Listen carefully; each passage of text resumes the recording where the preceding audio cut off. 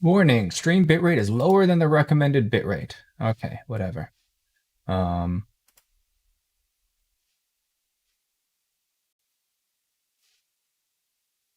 okay, let's verify that there's sound. Yes, there is sound. And then we've got, and everything is connected. Yay.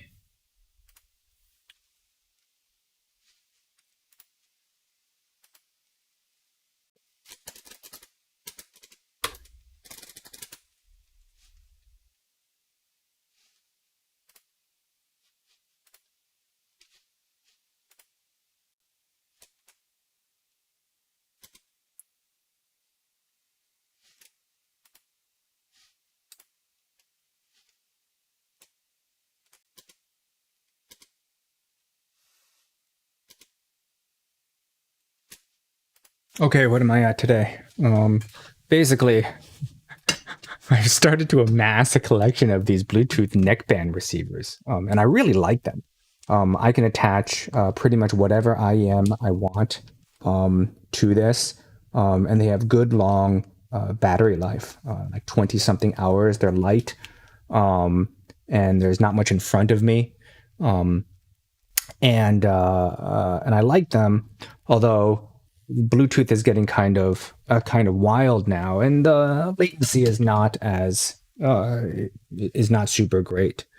Um, I have also gotten to use separately are these Skaa wireless audio connectors. You need to get pairs of them. There's a transmitter side and then a receiver, and these are like ultra low latency, like 18 millisecond latency. They showed up on like DJ channels for people who are able to do live performances with them. And I really do like them. They're very easy to use. There's no pairing. I don't have to go into Windows and connect a device. And the range is pretty long. I have this exotic high gain antenna for Bluetooth connected to my computer, and managed to get reception pretty much all throughout my house, 1,600 square feet. The Skaa, where there's a transmitter is just another small device just like this, also gets reception almost everywhere in my house, except without um, any special antenna. And I really do like that. But these are a separate thing. And what I had done previously is I created this contraption, which is essentially um, a a booster battery with an Adafruit thing on it. Now I had to use an Adafruit thing rather than a pre-built battery because this thing draws very, very little power, right? Like 30 milliamps or something, which is below the shutdown detection threshold for most battery booster packs.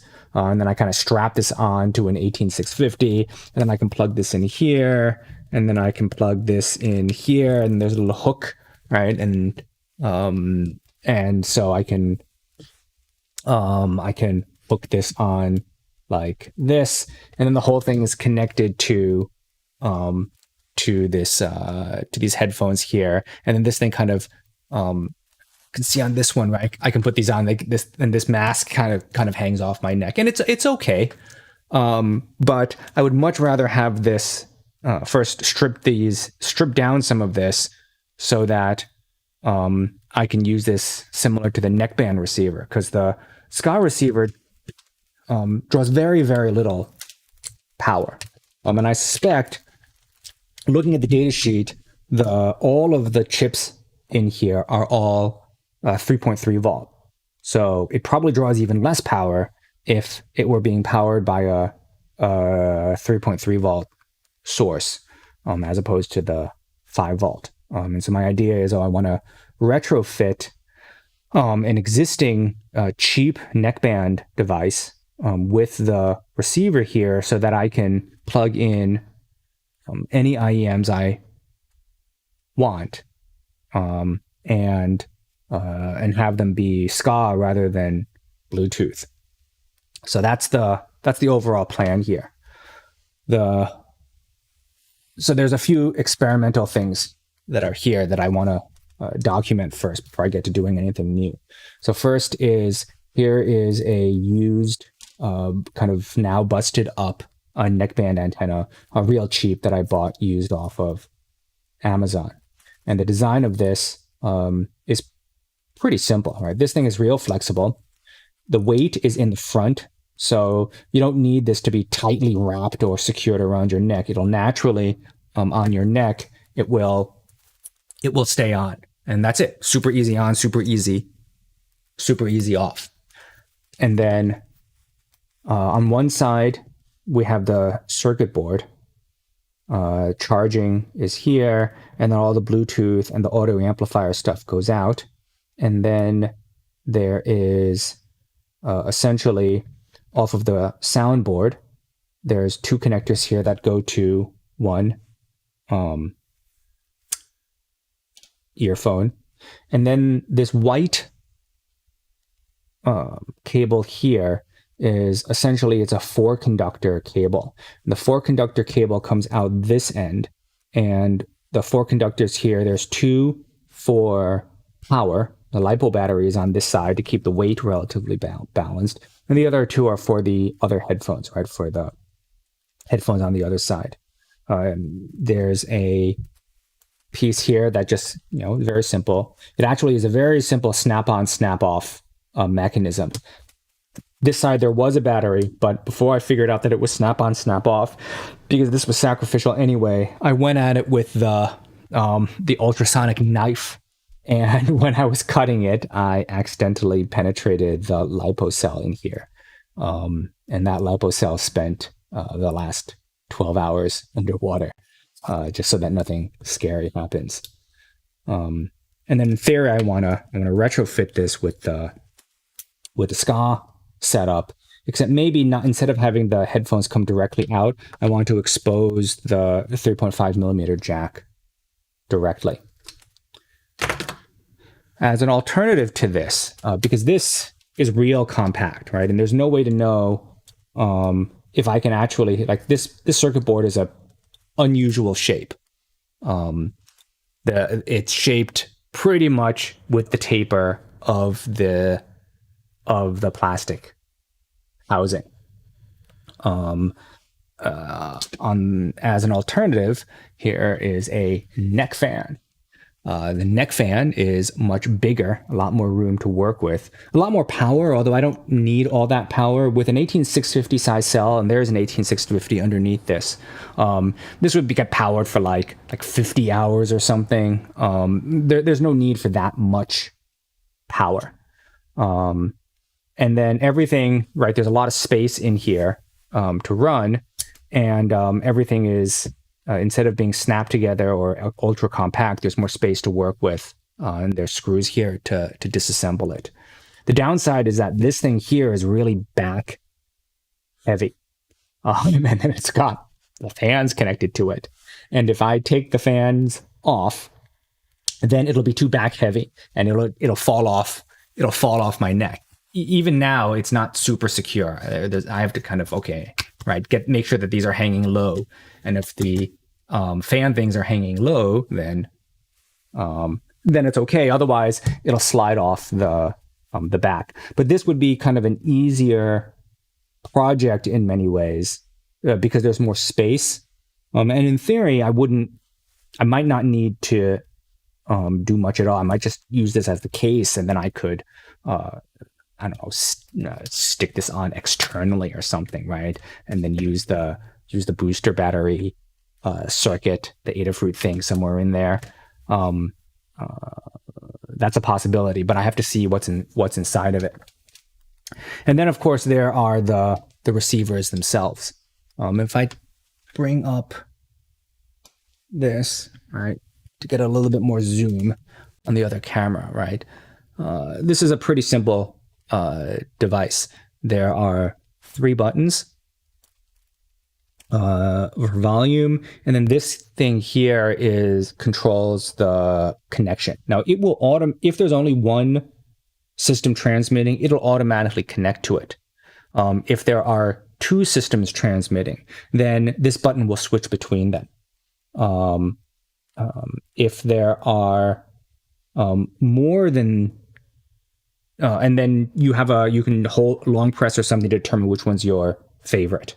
I think then if you have more than two systems, it's the same thing. You can press this button to switch between them, and then you can favorite it to be the one that you connect to by default. And then there's an LED here that I think goes between yellow and green or something. It is a red and green. Yes, red and green that I have a super hard time telling the difference with. That indicates your status. And then there's the pigtail here that goes into USB to provide 5-volt input. And this is a real compact device. But if I'm going to pack this into another device, then I'll need to disassemble it. And that's what I have here. This is another Skaa. Sadly, these things are not cheap. And I would like not to render the system inoperable. Inside of this is the main board, and the main board I'll get into in a bit, since this is what the main thing I'm going to be working on. But see, there's a hole here, and so the main board goes in like this, right? And you're right, the button terminals are here at the top, and so there's this button thing. This button thing would be in here. This goes in and down. And then the mysterious thing is let me use this to point, right? There are these terminals here, and these terminals are antenna connectors, which means most of them are ground, and then one of them is connected to the antenna input to the main receiver chip.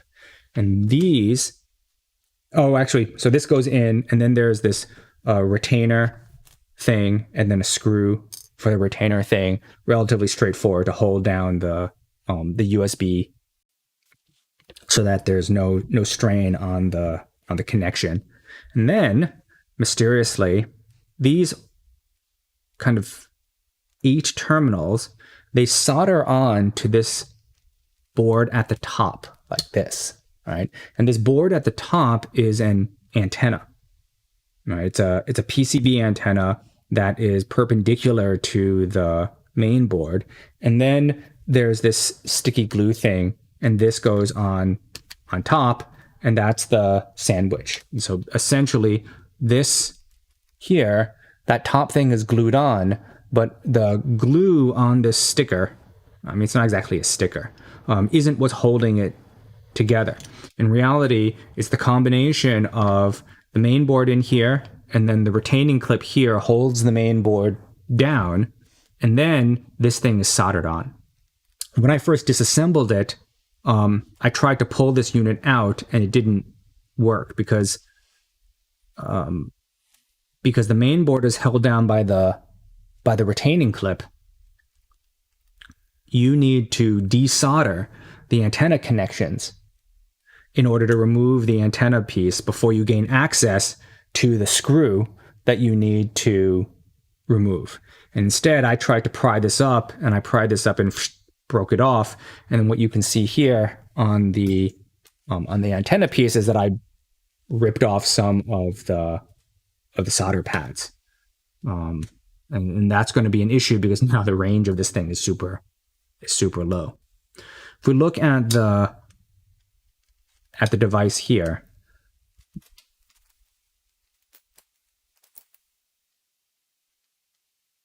right, what we have on the way right-hand side, and these wires are super thin, so I accidentally broke them off. I'll have to solder them back on. Is essentially these two are the plus and minus for the 5-volt connection from USB. And then this big chip here is the proprietary Skaa chip. Not a lot of documentation about this online. Here is a oscillator, which I guess must be for the for the RF reception, so probably connected to this. Here's the LED that provides the status information. If we flip this guy over, the plus and minus terminals come through here, and there must be a regulator, because looking up all of the data sheets, okay, there's no data sheet for this, but there's some close relatives that are sold.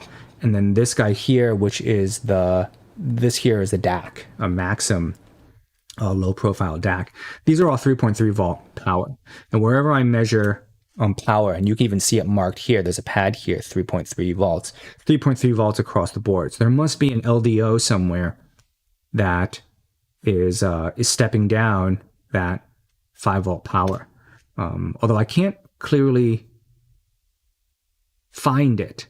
Like the only thing on this board that looks like an LDO is this guy here, this mysterious 22K H5. And definitely there's 3.3 volts here. Ground is all connected together. So there's a ground here, and this ground is connected to the minus pin from USB. So the grounds are all connected, but this pin here is not connected to 5 volts. It seems to also be connected to ground. So I can't quite figure out where how the voltage regulation is done. Right. I mean, there's no inductors or anything, and this thing is too small, so it's certainly not a switching regulator. In theory, at these low voltages, there could be a package for some kind of charge pump regulator, but there isn't anything that could look like that. And at this low current, it's almost, I would be shocked if it wasn't an LDO, but it's not this. And so I don't know where the voltage regulation occurs. And then weirdly, this ground is not, I think this ground is ground for the jack. It is not ground for the circuit. It's isolated by a few tens of thousands of ohms. There's clearly a ground that occurs all over the place here in the middle. So this is the best ground. So if I were to connect this to a 3.3 volt power source and bypass the Mysterioso regulation, I would connect this to ground and this pin here to 3.3 volts. And then the question is, if this is 5 volts and who knows where the regulation is, what's the dropout voltage? I believe both of these chips actually will run down to and still function at below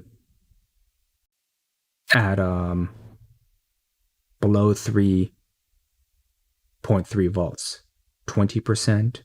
So maybe as low as 3 volts. So if it continues to run until 3 volts, then in theory, so long as I can drop this or even lower, 2.7, it depends on the dropout voltage.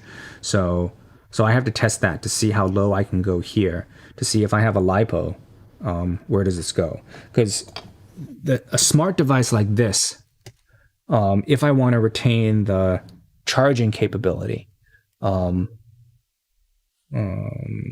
might just piggyback on some of the existing circuitry, and there's almost certainly a 3.3 volt, an LDO here, right? I mean, this thing here, you can't see clearly. I'd be willing to bet that this thing here is probably an LDO.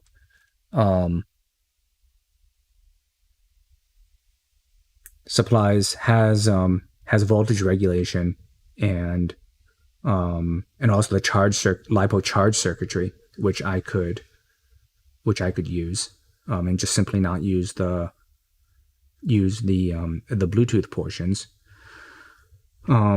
But then the fan of course.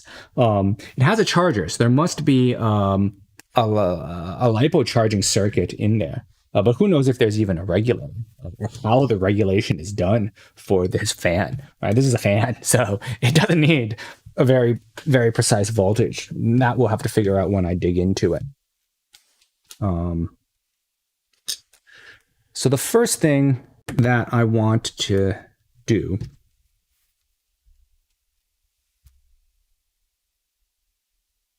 is figure out which of these pins at the top is actually the antenna pin. Because what I could do, since this antenna is toast, it's just busted up, and I can't figure out exactly what the pinouts on this is. But actually, straight wire antennas are pretty good. And so I think my plan of action is solder on a 28.8 millimeter straight wire onto each one of these and see which ones result in me getting the best range. I have an idea of what the range is now in this jank configuration. So the range is actually sitting here at the bench. It's totally fine with essentially no antenna, but I certainly can't get like half the range that I had before with the proper antenna. So I can use a straight wire antenna and try to figure this out. And with the straight wire antenna, in my experimentation before, I don't need to worry about connecting the grounds. I can use essentially the board itself as the ground plane. And honestly, the positioning of the ground plane for a straight wire antenna doesn't seem to make that much of a difference. I never found a significant difference when I was doing the VSWR measurements for the cow's blades. So I'm not too worried about that. I just need to figure out which one of these needs an antenna connected for me to get back the normal range of this thing, so that this thing doesn't become essentially useless. And then I also need to, as I busted it, I need to solder this thing back on and provide some strain relief so it doesn't get busted again. Because I'm not going to reassemble the whole thing. I just need to get this back on. So I think I'm going to do that first. Let me get safety glasses.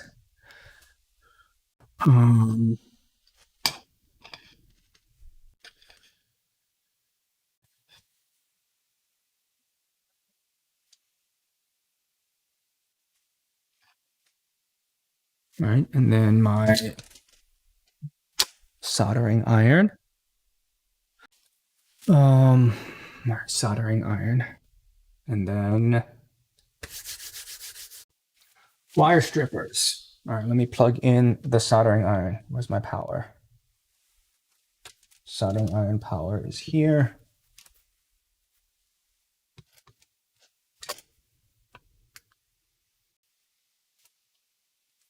Yep. And then wire stripper. Just the complete strippers. All right. Actually, before I strip that, I need to desolder this thing.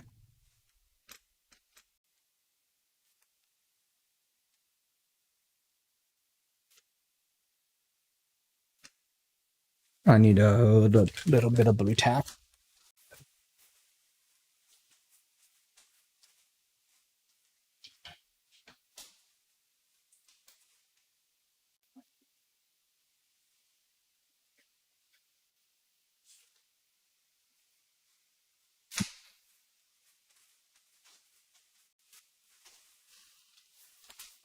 And get some water.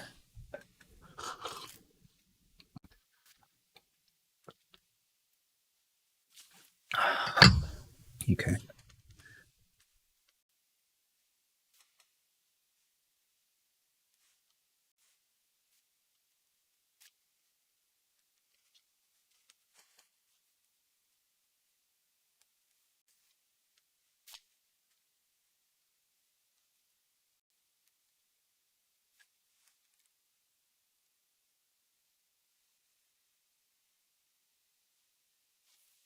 think that should be enough. Let's see.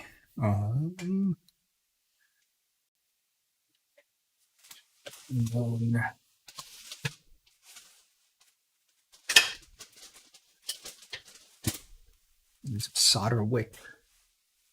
Let me flip this around this way.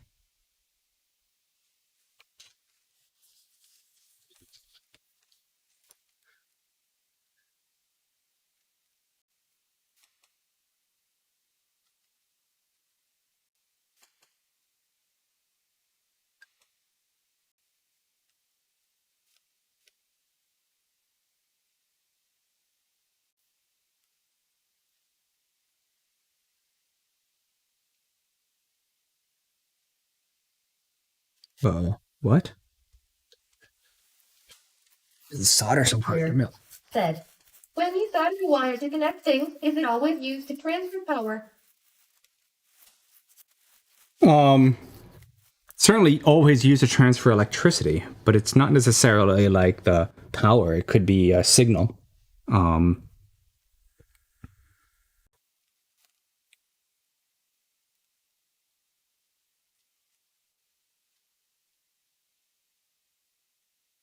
Come on. Why is it so hard to melt this?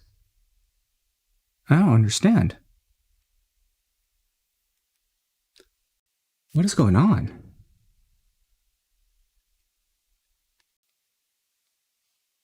There should not be that much thermal mass on this thing. So why can I not melt this?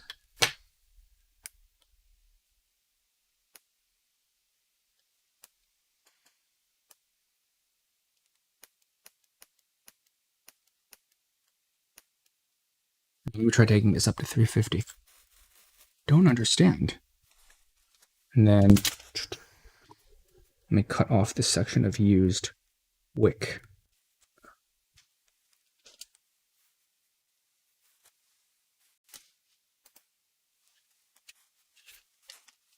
All right, is 350 enough?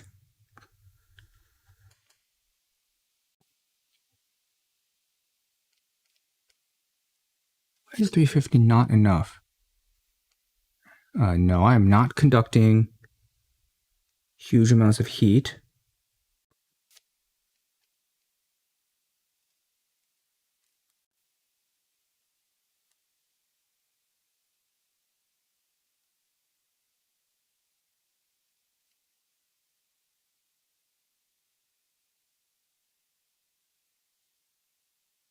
That's odd. What is wrong with this?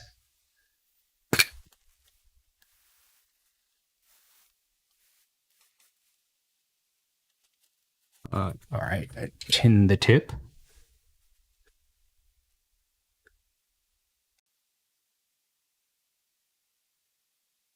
What weird solder is this? Why is it not melting?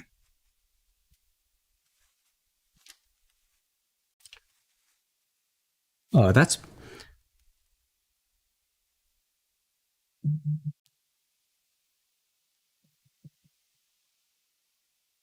There we go.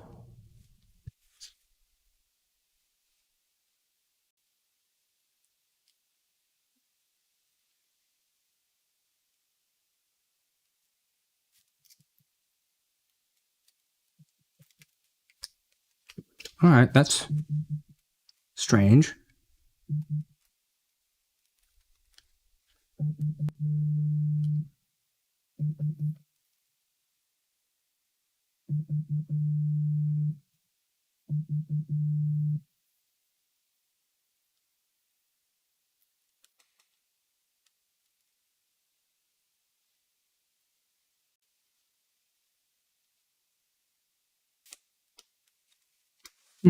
I'm conducting a lot of heat.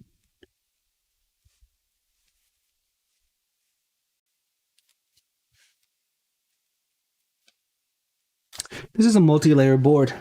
There's probably a gigantic ground plane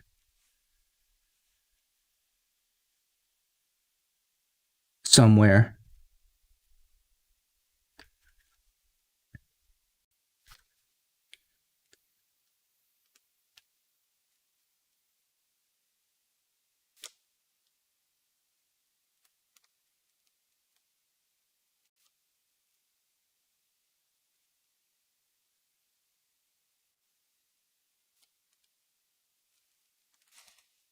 Um,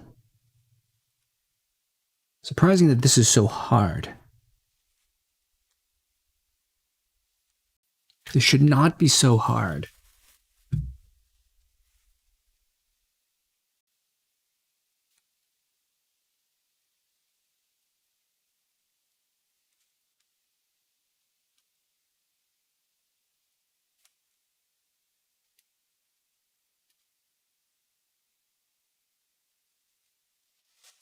Aweir said, a ground plane would keep it from conducting heat.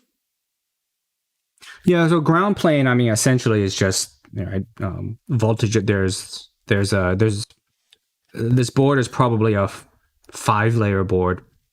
There's probably a big layer that's just copper all the way across somewhere in here, and that would conduct heat away from anything connected to the ground. It's the only explanation I can have for why this is so hard. Plus, this is probably just some really difficult lead-free solder.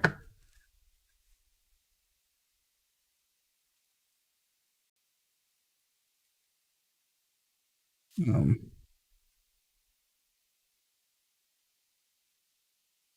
well, it's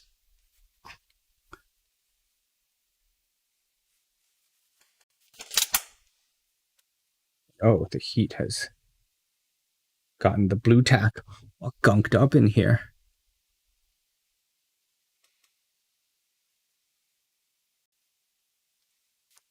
Blah.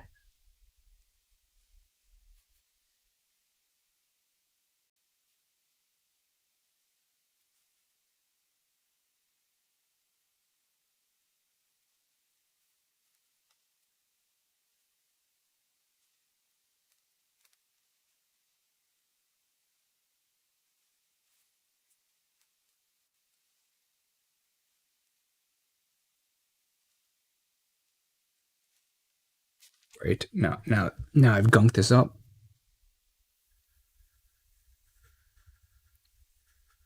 The heat got the blue tack runny, and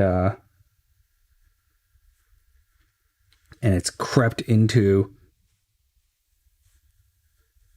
a bunch of crevices. Well,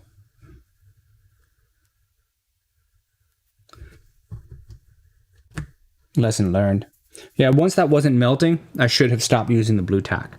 The blue tack is an okay technique for momentary use, but since I knew that I was conducting heat into the board, I should have switched to a different mechanism. Okay. Anyway,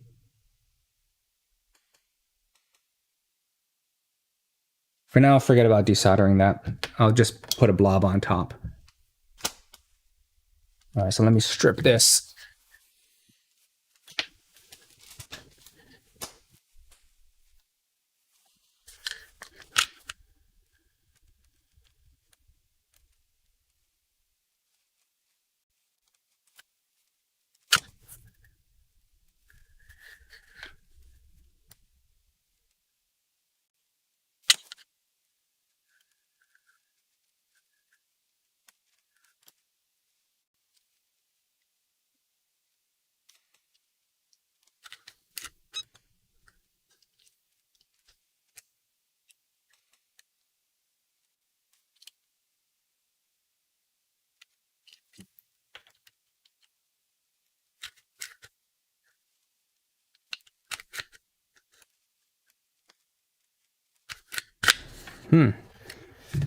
No problems grabbing onto the red wire, but having a bit of trouble with the black one.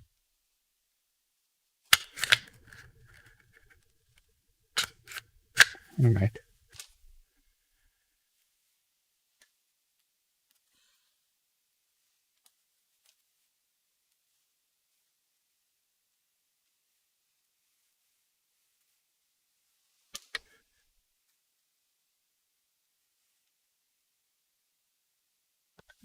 Cut this down. I don't need this much bare wire exposed.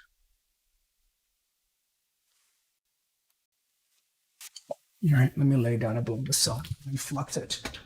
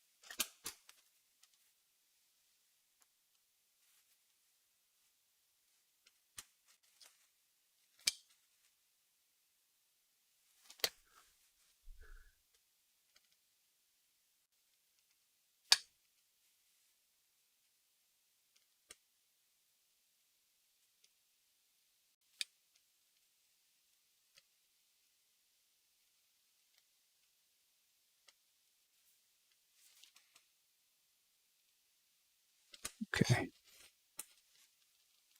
Same thing with the other one.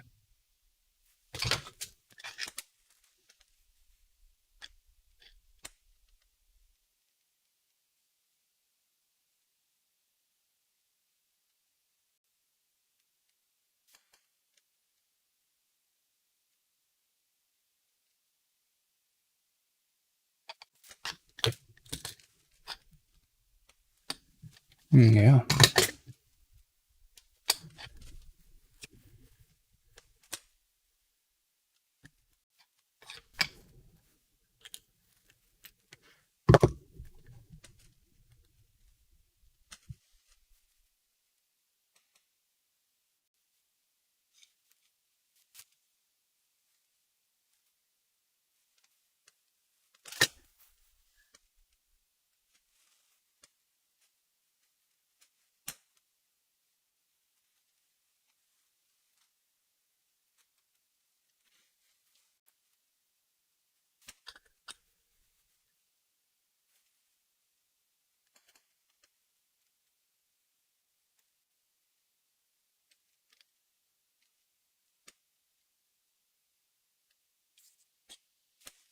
Solder on that.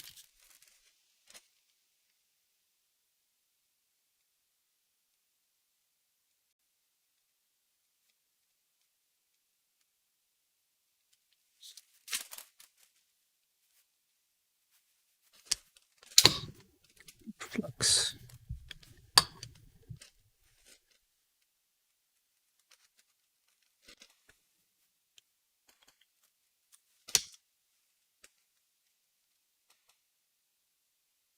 Great, that's coming off. Look at the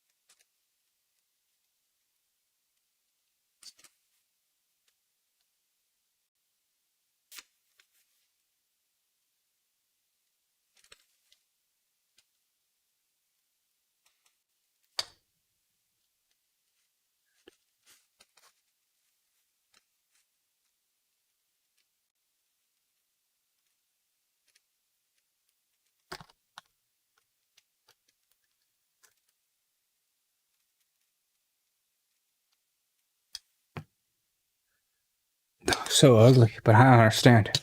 That was shockingly difficult. Shockingly difficult. Hey, Weir said, I'm reading about Skaa. All right, let's look. Okay, that works. Now, let me tape this down so I can get some strain relief so this doesn't happen again. Oh my god, that was such a pain.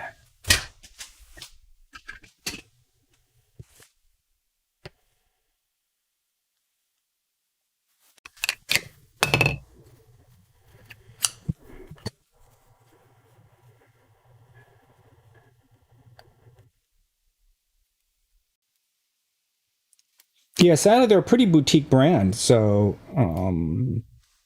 there aren't that many accessories that utilize it.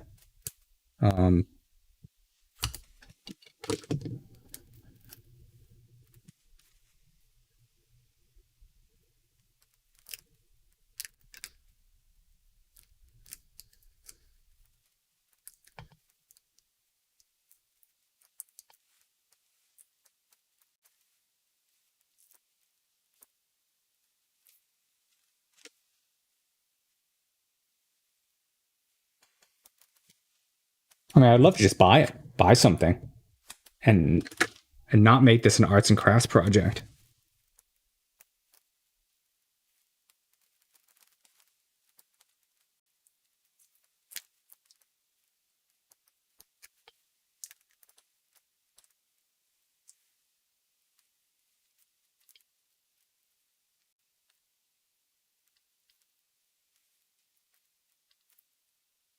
Oh, whoops. Covered up the connection that I need to test.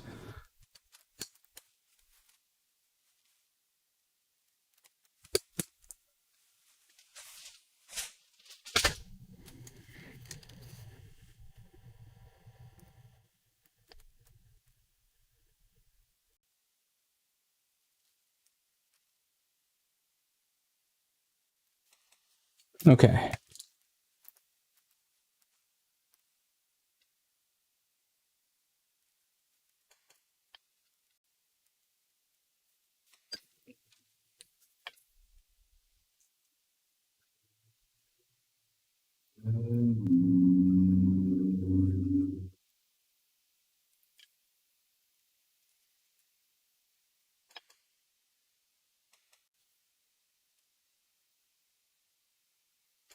Uh, well, I mean, that's purely cosmetic. I'm not too worried about that I gunked this thing up. Um, let me not mess with it, because if I knock a component loose or something, then I'll be really sad.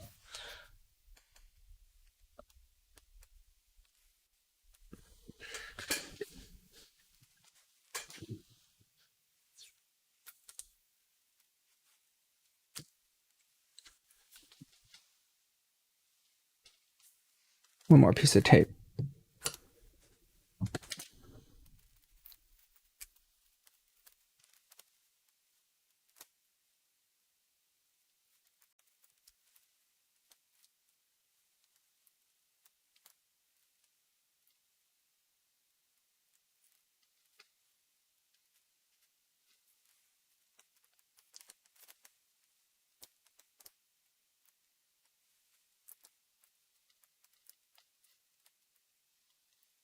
All right.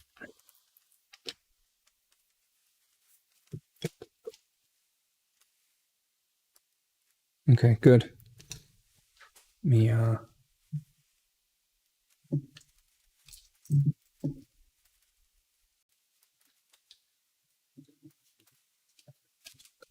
double check that there's sound.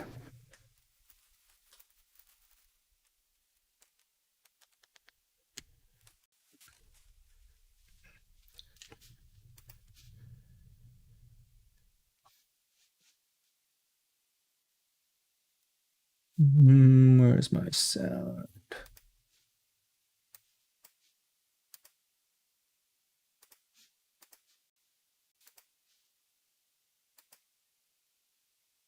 I guess I'll listen to myself.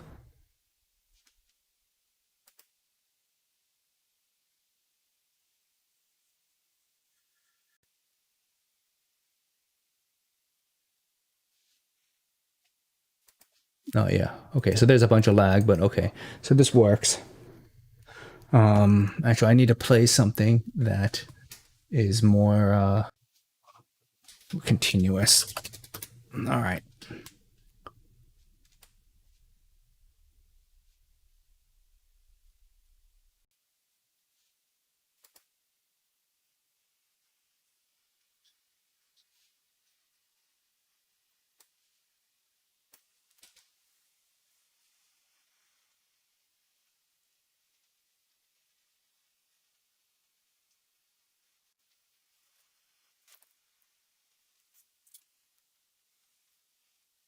All right, let me set this thing to loop. Okay. All right, now I've got sound looping.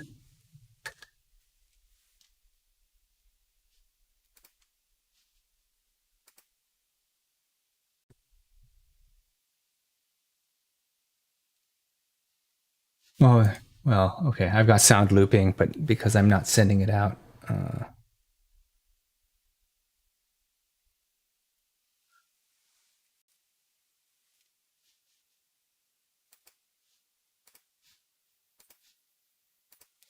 Okay. Now, wire.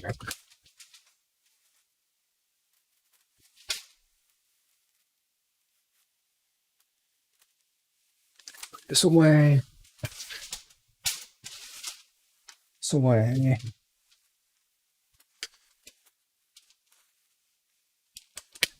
that out of the way. Is that anymore either? Okay. 20.8 millimeters.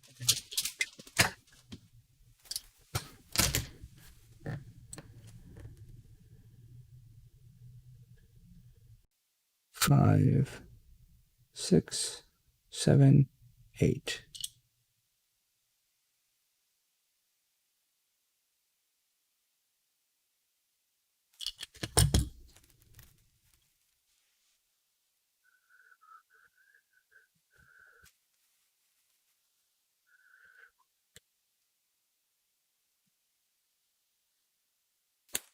It's enough.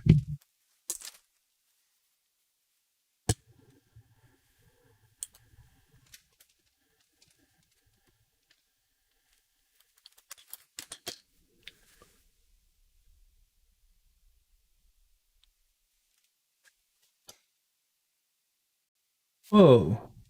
What did I do there?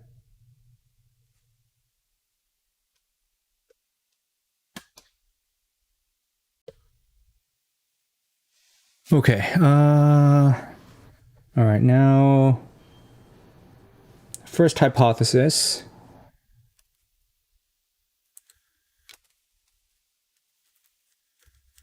First guess is that it is this one.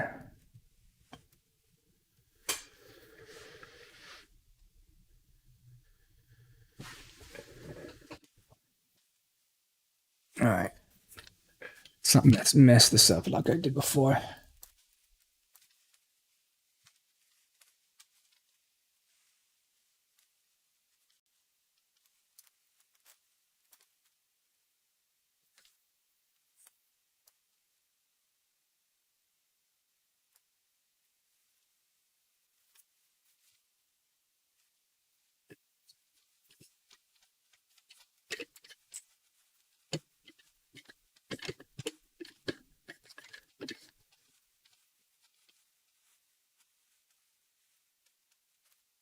Okay. All right. Solder. All right. So my guess is first guess is going to be this one closest to me because it looked like there was a trace.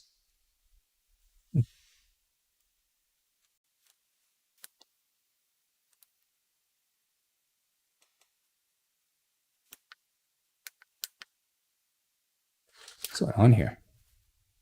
There's a display.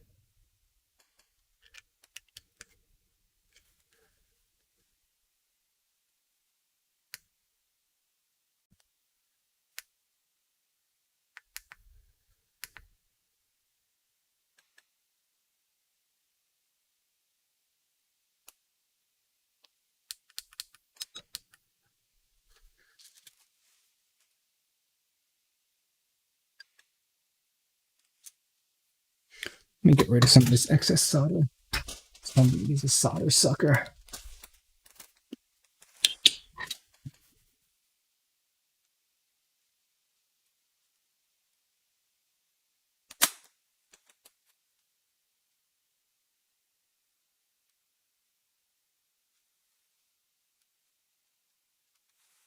All right, it's not terrible.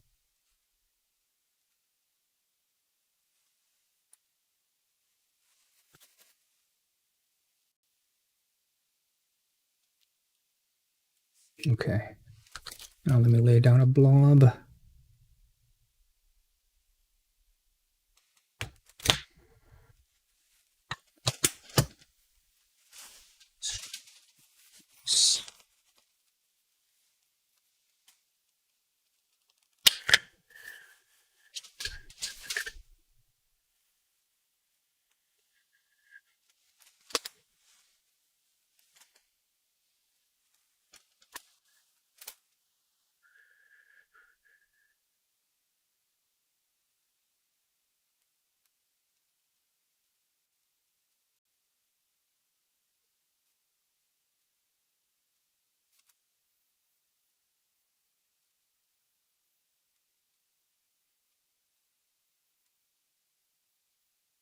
Get a little more solder than that.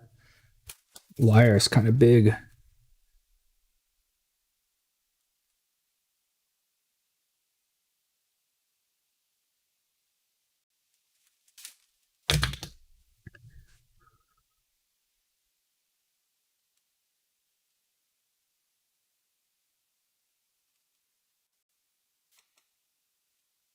Okay, good enough. Good enough for a test.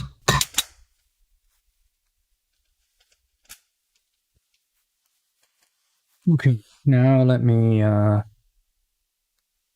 battery.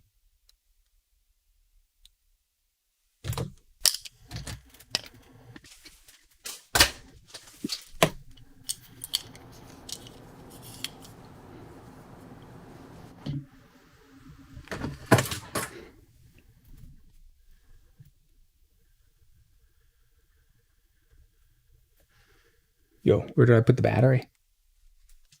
Oh, there it is. Oh.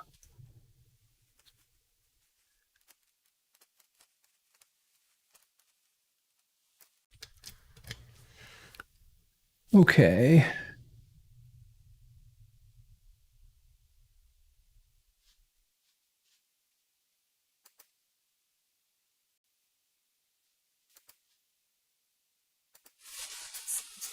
Whoops.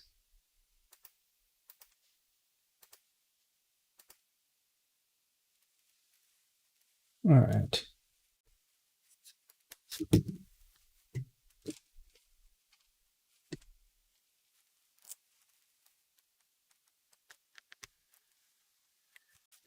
All right, let's see if I guessed right. See how far I can get.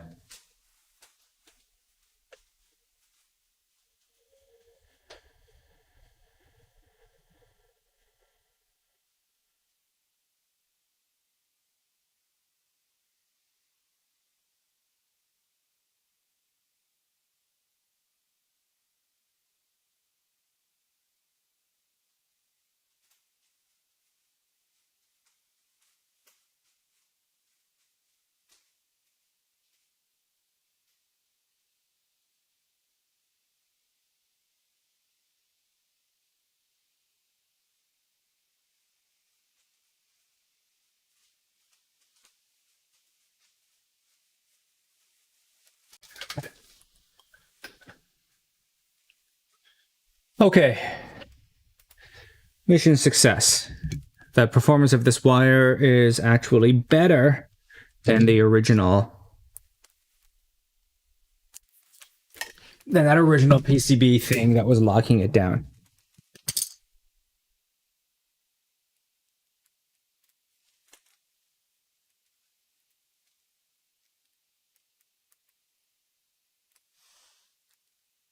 Okay.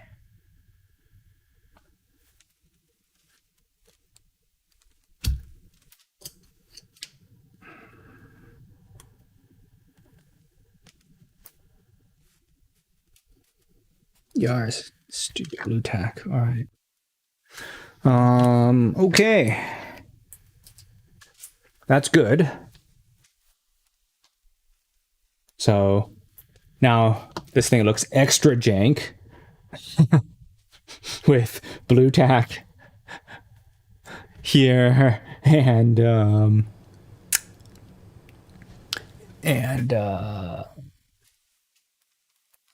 with blue tack and wire antenna and this Kapton tape strain relief thing. But it functions. Let's put this aside for a moment.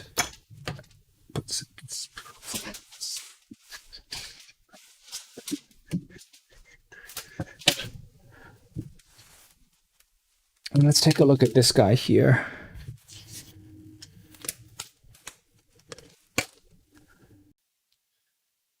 So let's open this neck fan. See how much space there is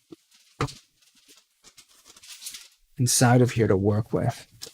So first, does this work? Oh, yes. Do I feel cooler with this thing blowing at me? Yeah, this is absurd. I mean, yeah, it does make me cooler because, yes, this fan is blowing at me, but can you imagine walking around like this? With my neck fan blowing at my face.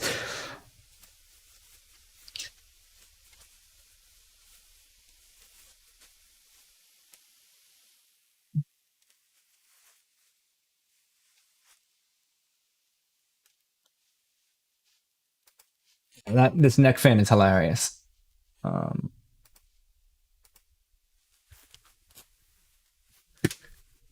let's open this thing up and let's see what's in here. Let's get rid of.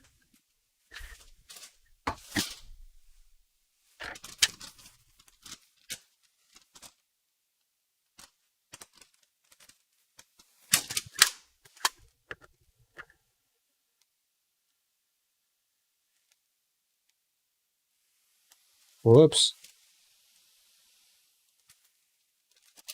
What is there? There's regular Phillips head screwdriver here. So Phillips head screw here, rather. Right, for the 18650. Let's get the battery out.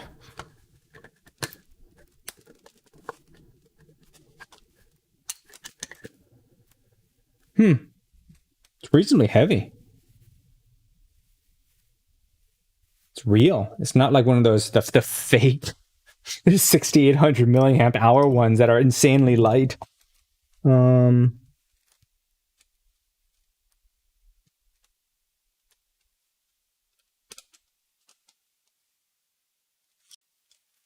This is a regular Phillips head screw. What is this? This is either a pentalobe screw or whoever was assembling this, like, stripped the heck out of it.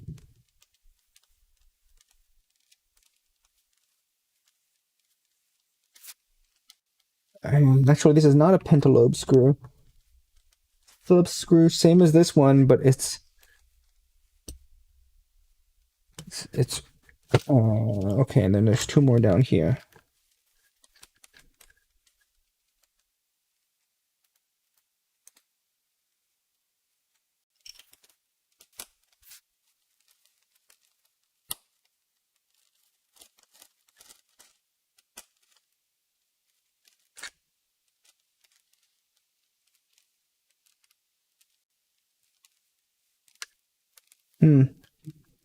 This guy also has been kind of stripped. So whoever assembled this, well, whoever assembled this was probably trying just to go as fast as they could. Okay. How do I get this apart now? There must be tabs somewhere.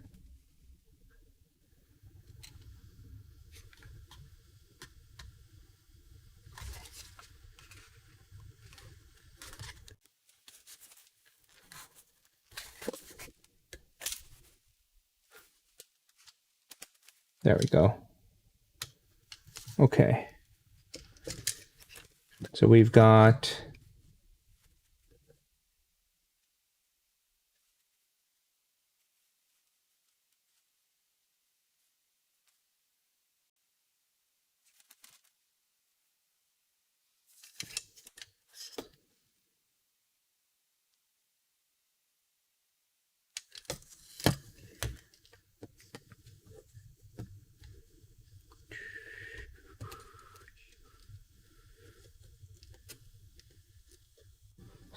the fan here. So for ease, I'm just going to clip the fan leads off because I'm not using this as a fan. Goodbye, fan.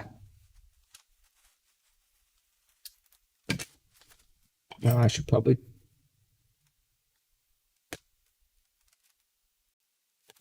tape those down so they don't short.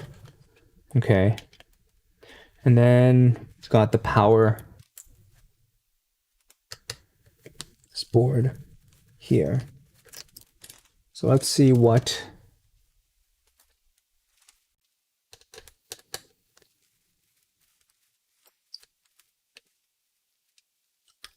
this board is in an interesting, peculiar shape.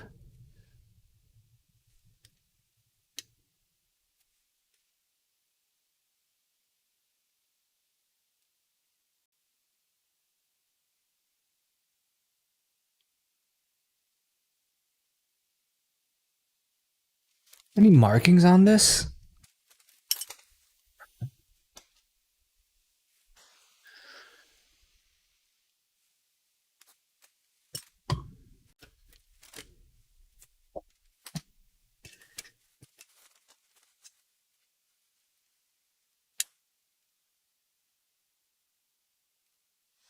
So there's one mystery IC.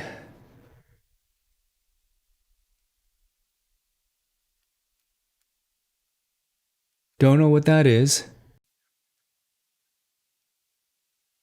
And then there's the USB for charging.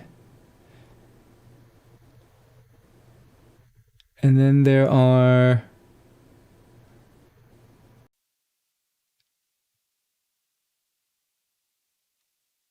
two transistors and some diodes.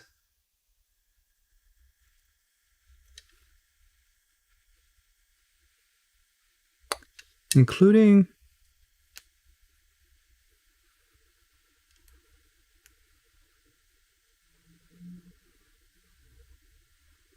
only two LEDs that wouldn't be visible.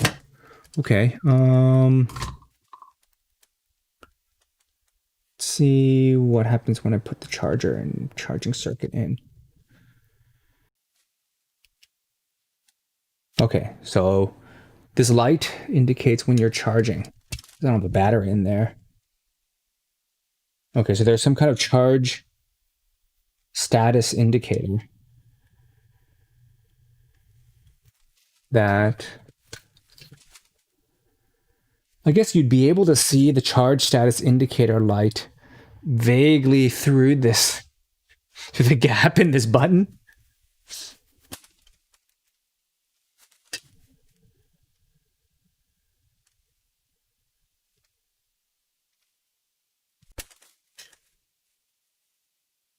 Okay, and then let me put the battery back in.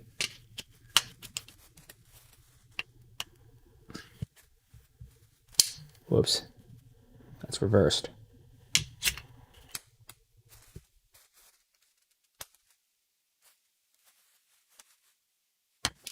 Put the battery back in.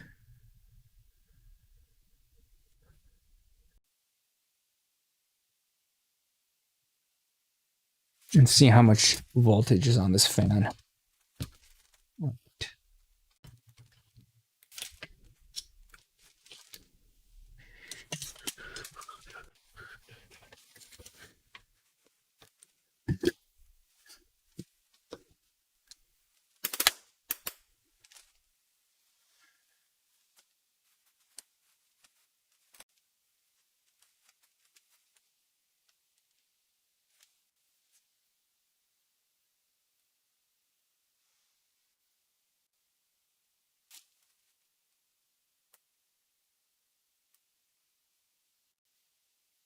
I see. So there's a flashing blue LED indicating the fan is on that you totally cannot see.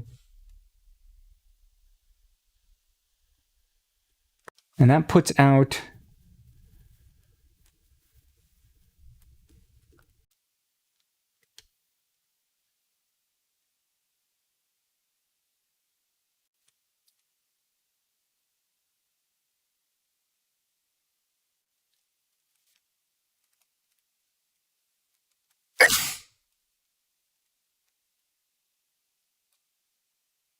3.9 volts.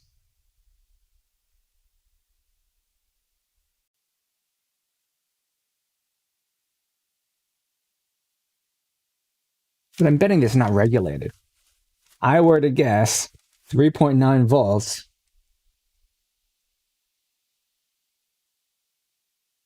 Oh, there's boost. So I'm getting 3.8 volts in here.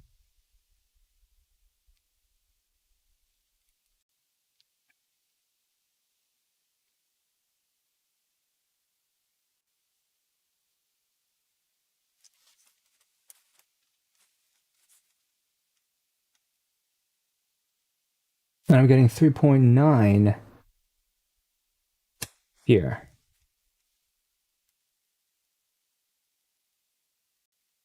Oh, interesting. And this is not...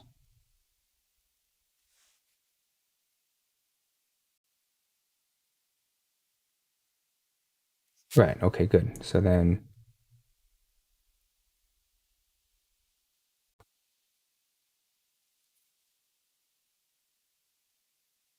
Slightly negative? What?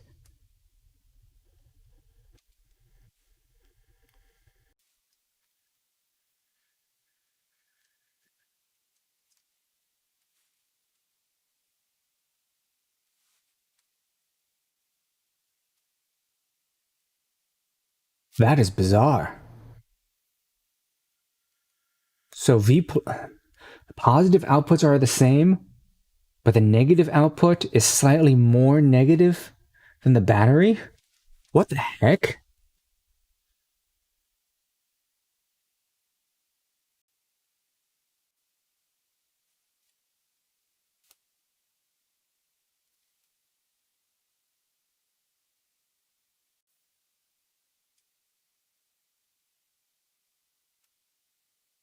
What the heck?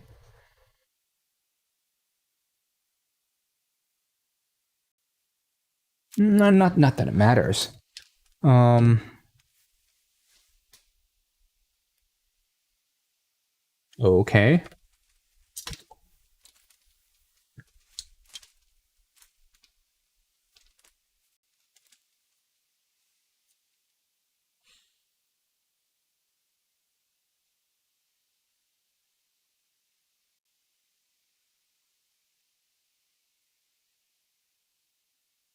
Now it's time to cut this. That's commitment.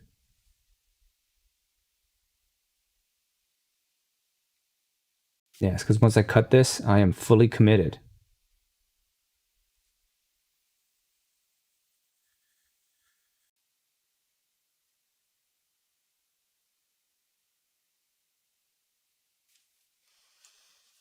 All right.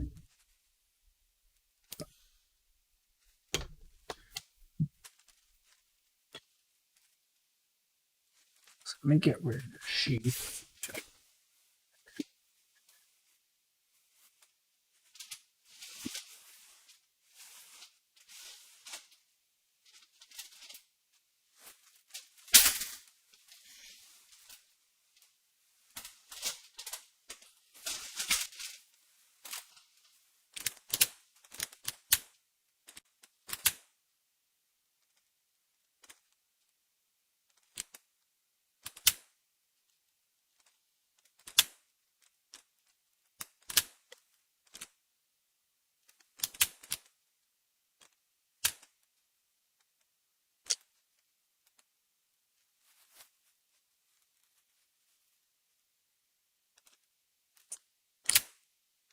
Stretchy.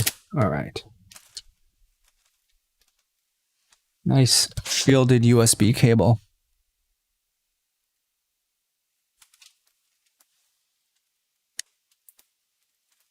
Stretch off, get rid of the shielding this way. Yep.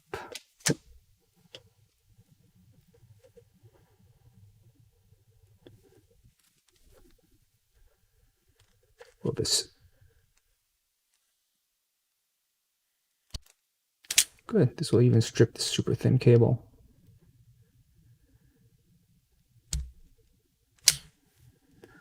Okay. Just try it.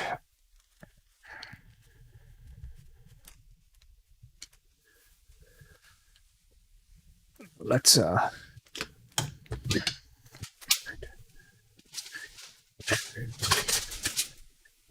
staples.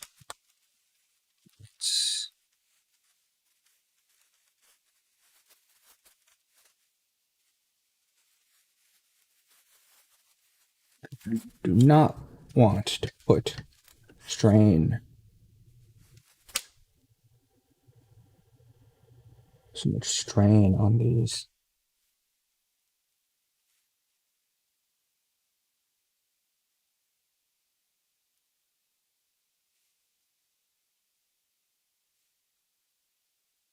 Yeah, can already feel that attempt to fade here. Should have done this first.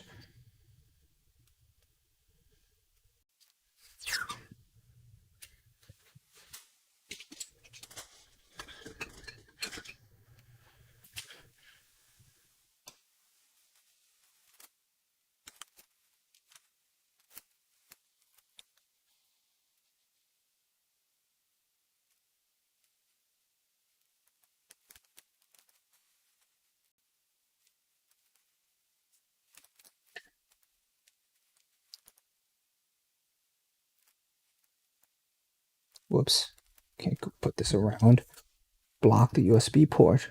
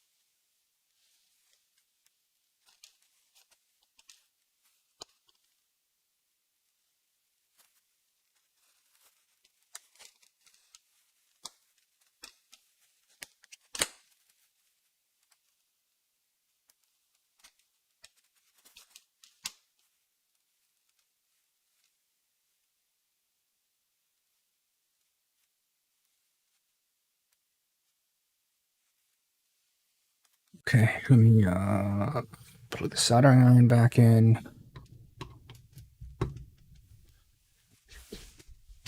Get the sucking.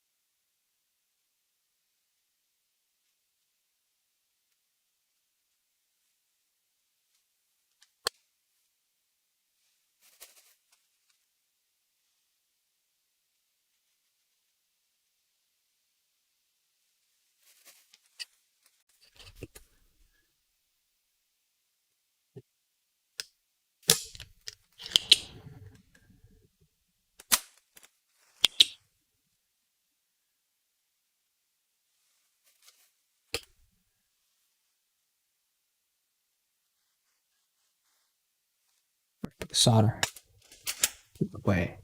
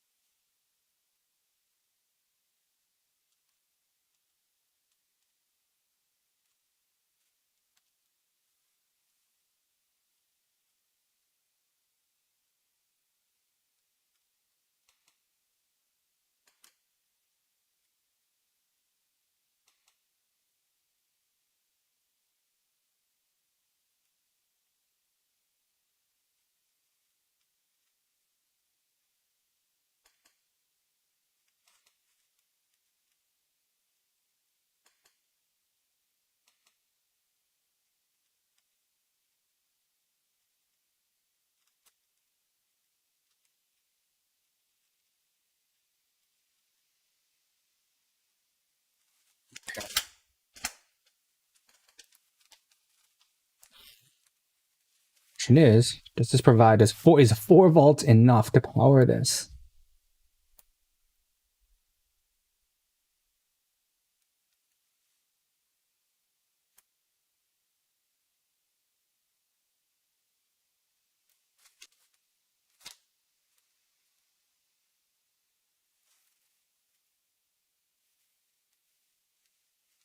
The answer is you fucked this up.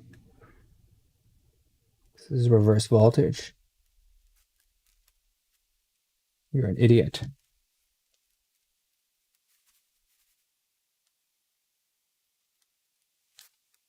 Dude, you're an idiot.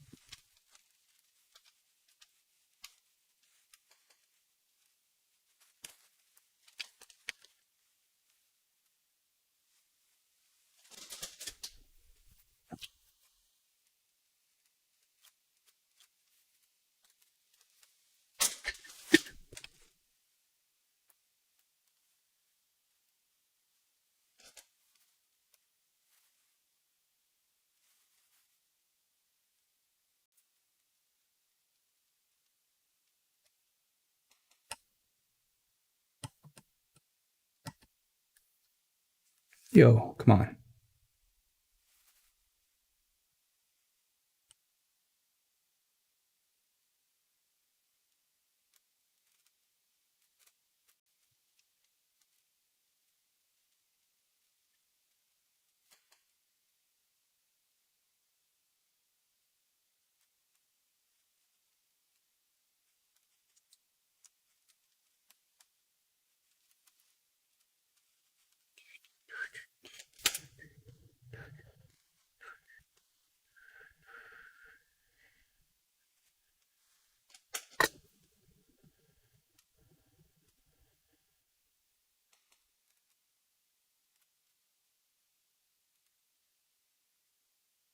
Okay. Good.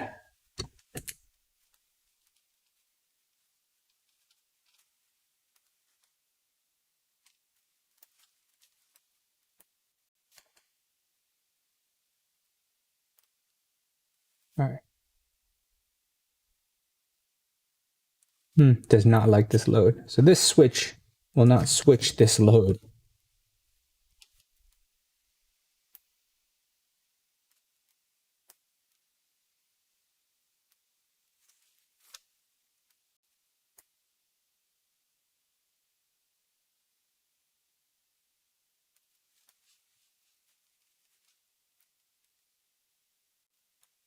Yes. Will not switch this load.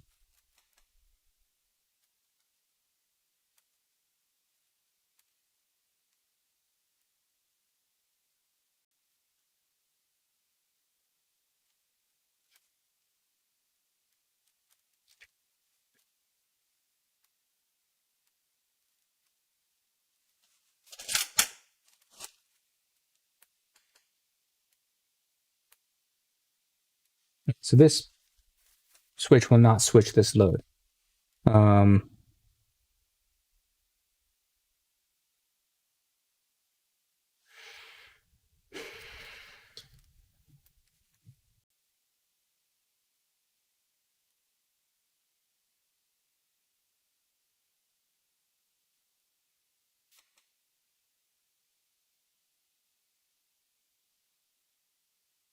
So basically then,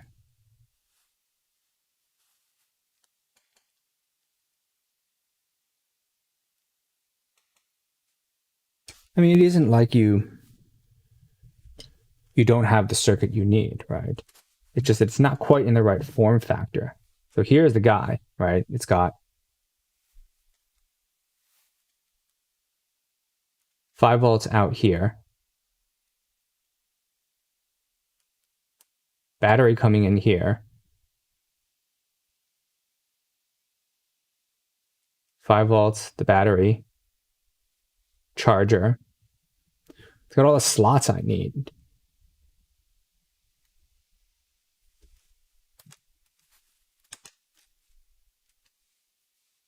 Not quite in the right form factor.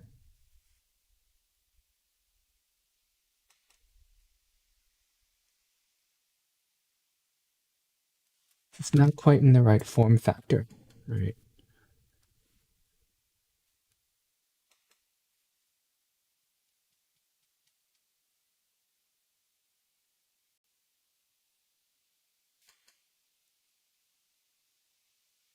It's not quite in the right form factor.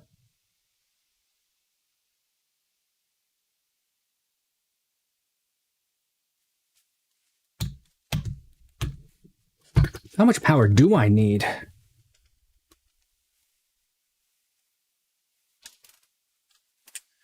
Let's try to figure that out. Okay, so whatever's coming out of this is weird ass 3.9 volts. Will not power the Skaa through the regulator. It's not surprising.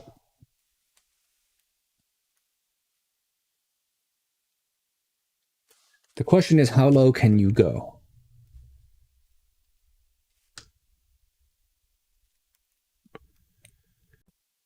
No, it's not that it won't power the regulator.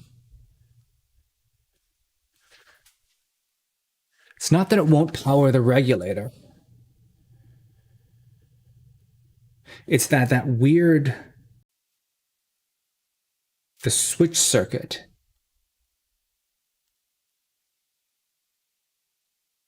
will not actuate.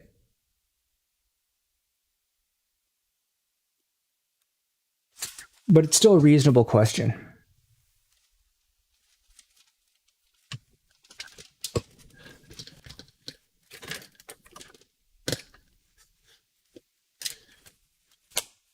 All right.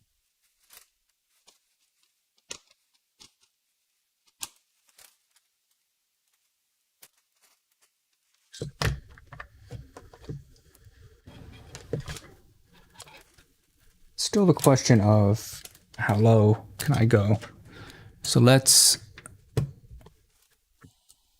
see. It's been a while since I last used this. Don't exactly remember to use this power supply.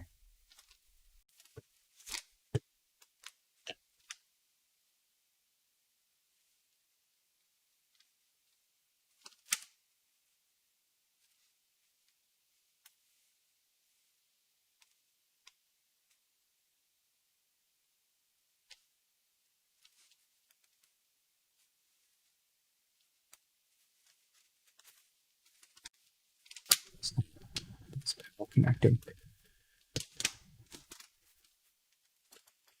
There we go.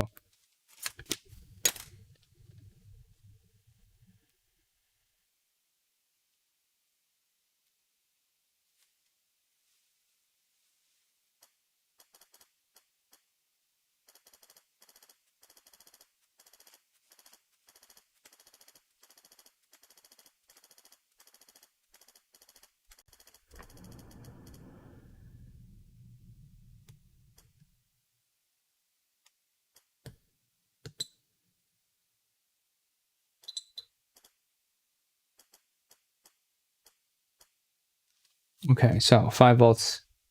5 volts.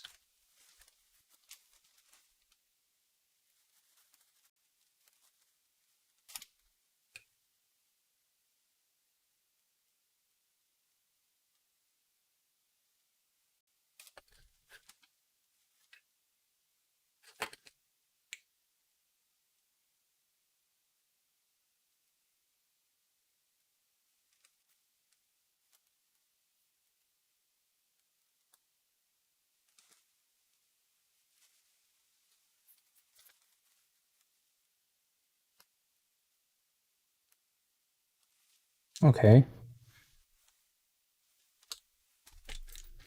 So 5 volts input.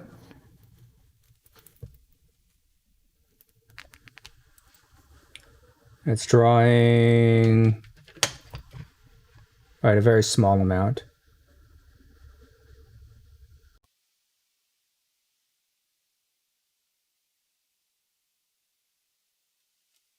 $48 milliamps. All right, let's get some sound.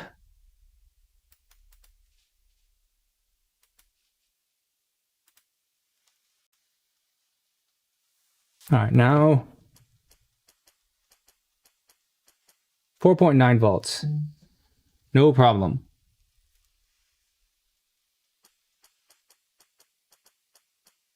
4.8 volts. No problem.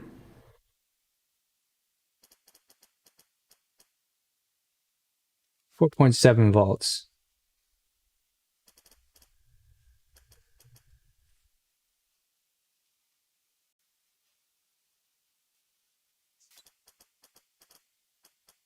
4.5 volts.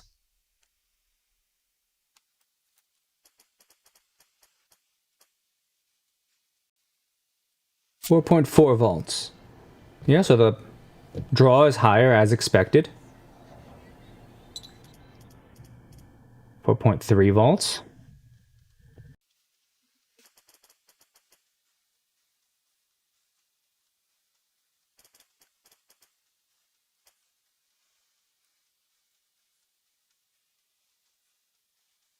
Same power draw, higher current. 4 volts.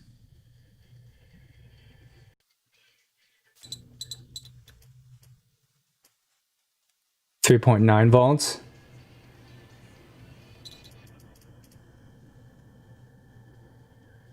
3.8 volts.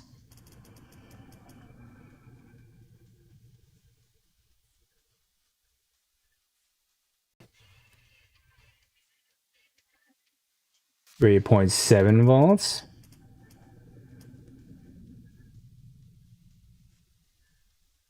3.6 volts.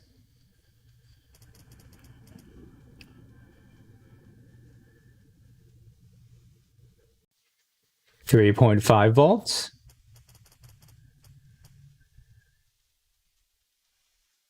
3.4.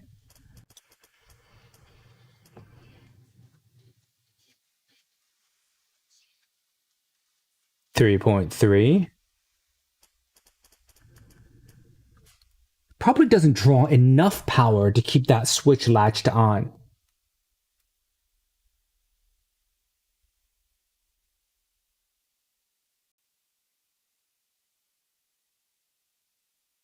Well, no, that doesn't make any sense.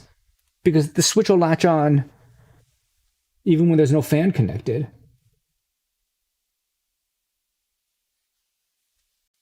All right, I'm at 3.2 volts now. Let's make this louder.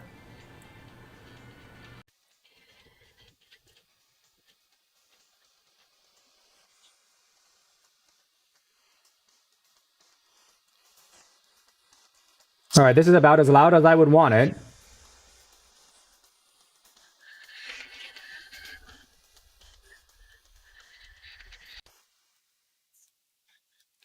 Okay. 3.1 volts.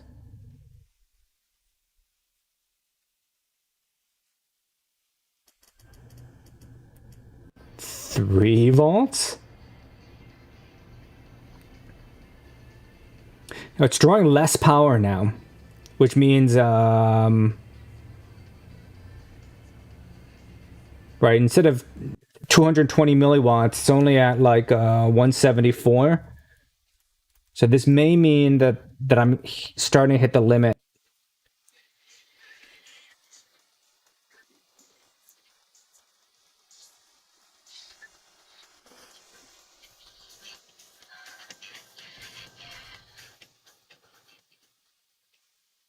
I can still get it as loud as I want.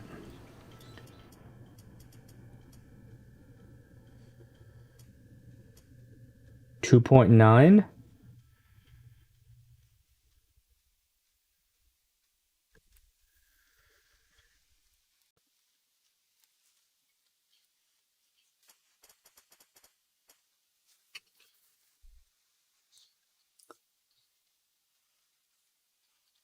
$2.8 volts.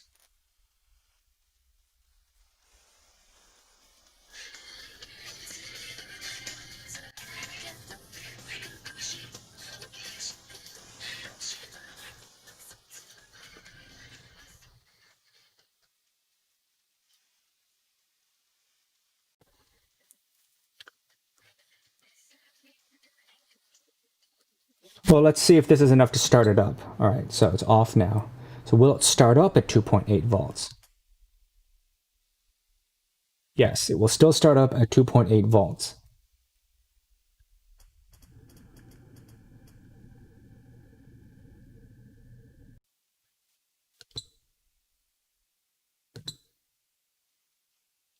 And it will still start up at 2.7 volts.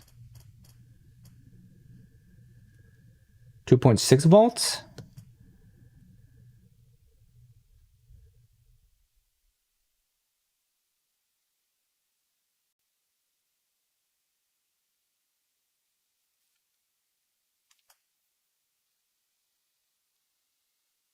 It'll still turn on at 2.6 volts.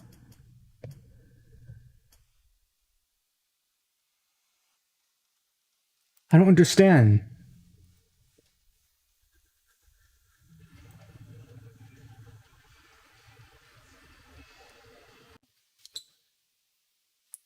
.5 volts.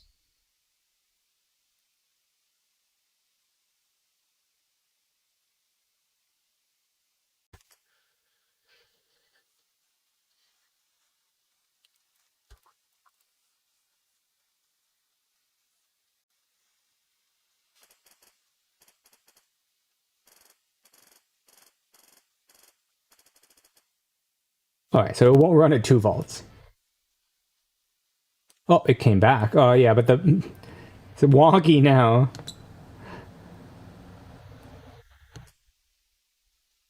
It will turn on at 2 volts. LED is down, though. And I can't turn it any louder. All right, so 2 volts is too low.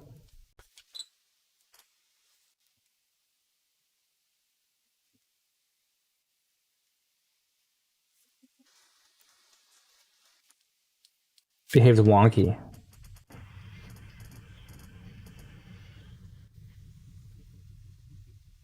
.2 volts. Turn it off.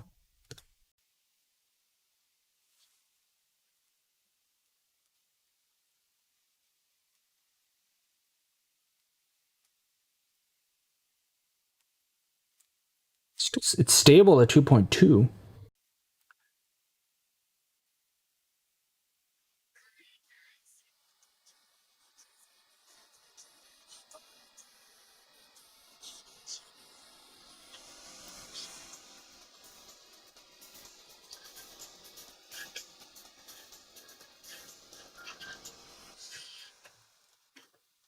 All right.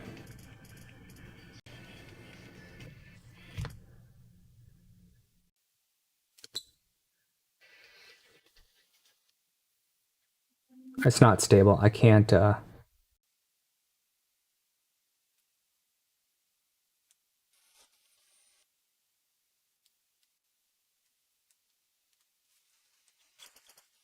right.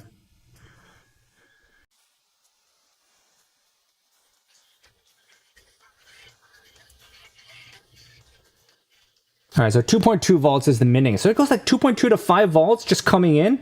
That's odd. Okay, so magic. I don't know what they're doing for voltage regulation here, but it's like magic. 5 volts is fine. 2.2 volts is fine too.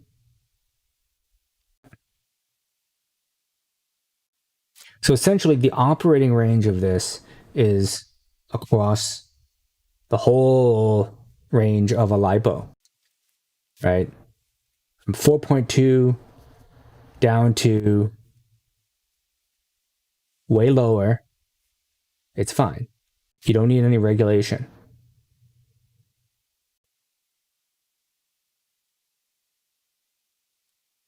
So all you need is a charge circuit.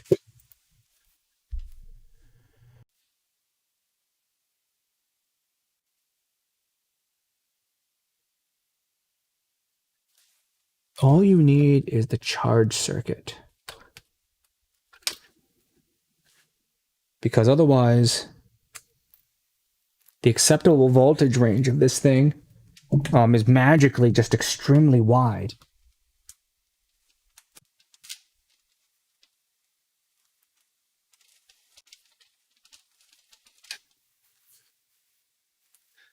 So, all right, so the operating voltage for the Skaa is just extremely wide. From 2.2 up to 5. I'm betting it'll go higher than 5. If if it's safely designed to take USB, probably will take higher than 5. There's no point in testing that. So,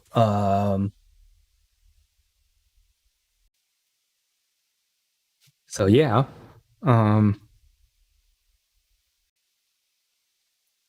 that's pretty good.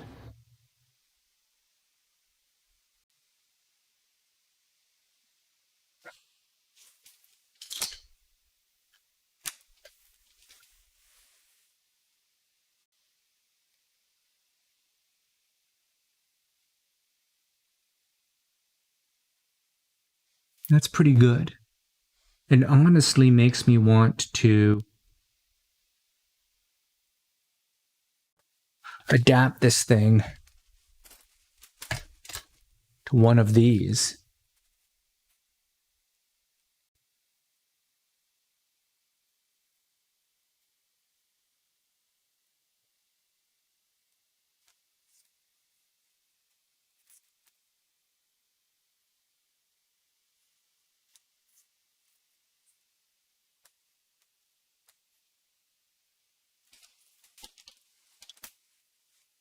It's just so magical that it's so close.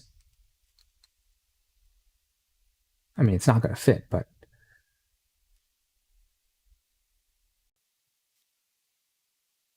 a neckband version of this would be so close.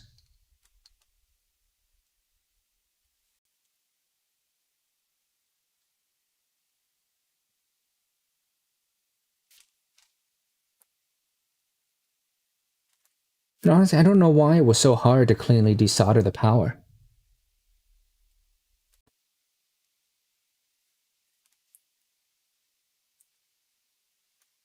But I've got the antenna here.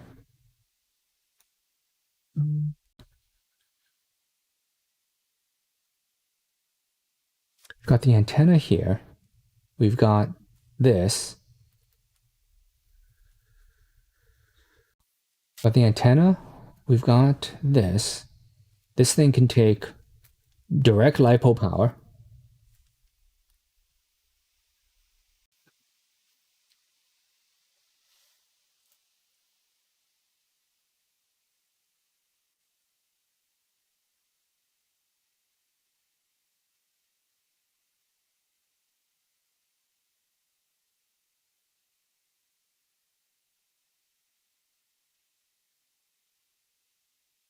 It can take direct LiPo power.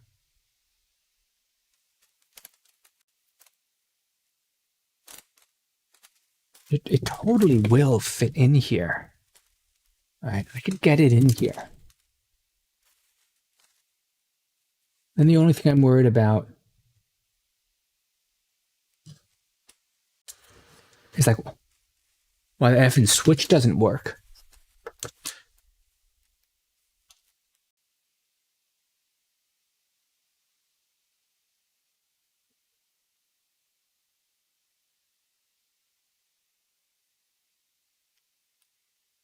Like, I don't understand why the switch doesn't work.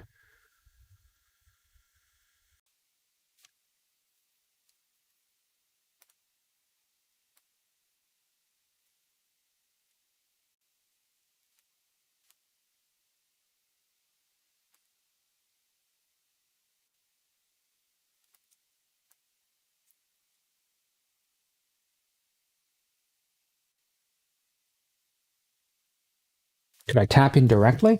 Well, let's see. Let's see. Let's try to probe this thing.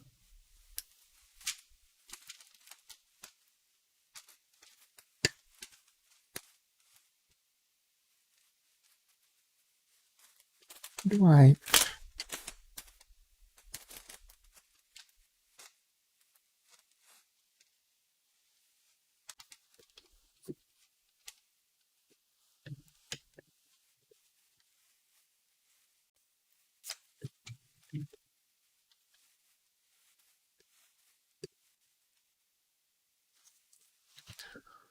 Okay. Let's probe this thing.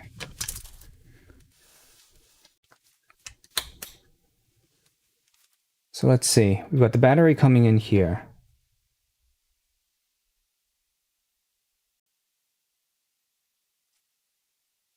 I don't know what this is.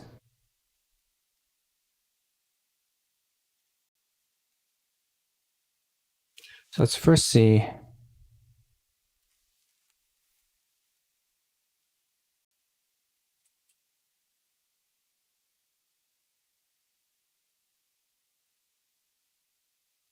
Okay, so this is ground. So that's easy enough. This is well grounded. Where do we have raw LiPo coming in? 0, 0, 0, 3.8. Okay, there's power on that pin. 3.8. Power on two of these pins. 3.8. 3.8. 0, 0, 3.8. So we've got power coming in on 3 pins there. Pin 1, 4, and 5. Now let's turn this on.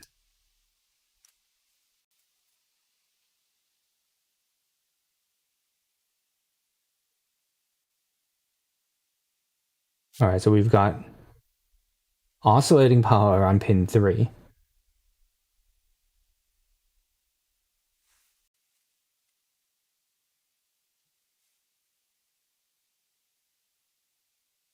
Two and a half volts on pin 6.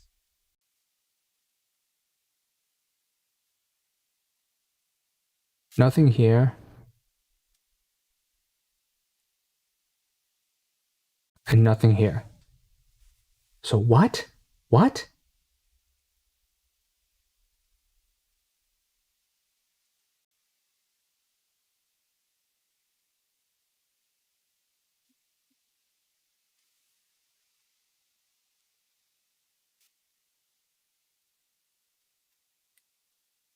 Okay, so this pin here is probably controlling this blinking blue light.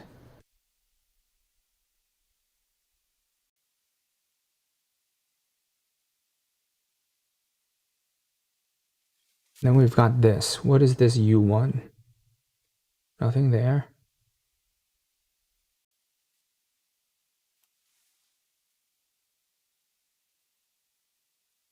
.8 volts. Nothing.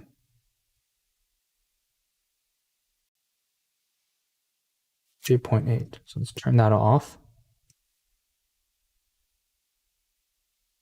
3.8. 3.8.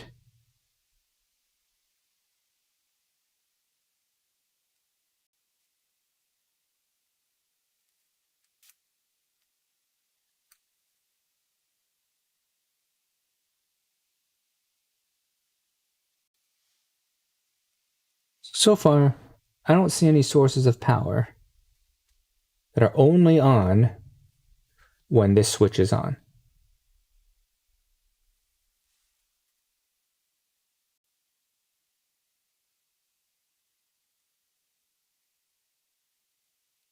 Why is there negative voltage?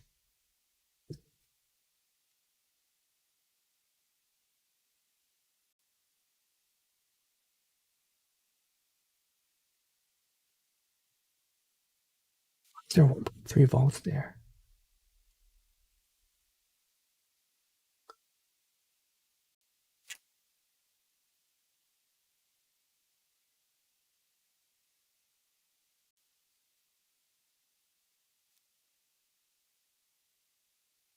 Don't understand.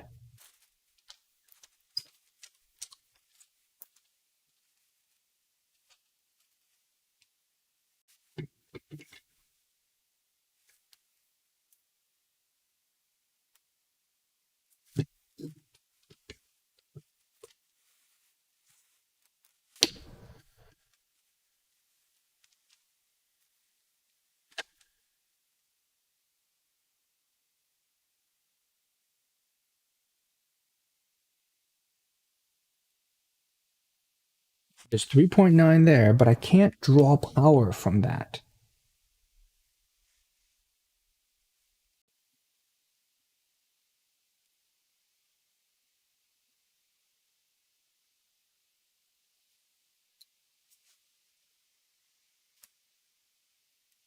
Right, as soon as I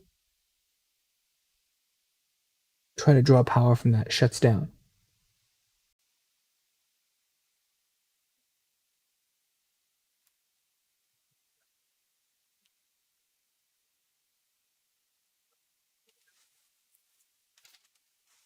Why is that?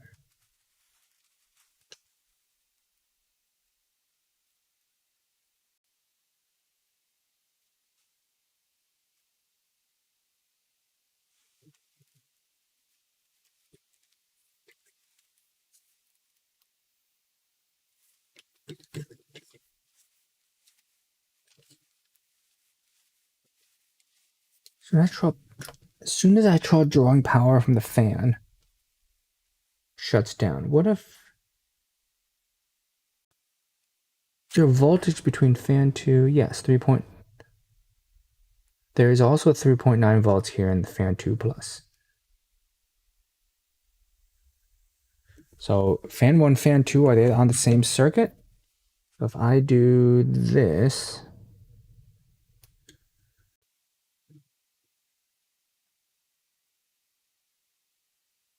yes, it will also turn off. So fan 1 and fan 2, those terminals appear to be the same.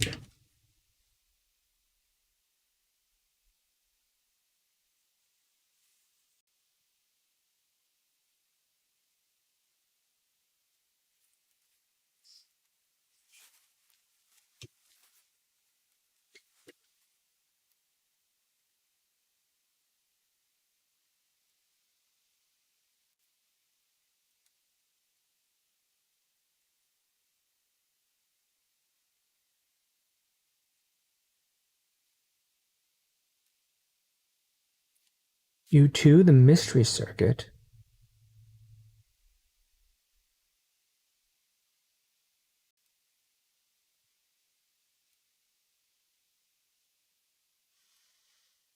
Hmm. Hmm. Hmm.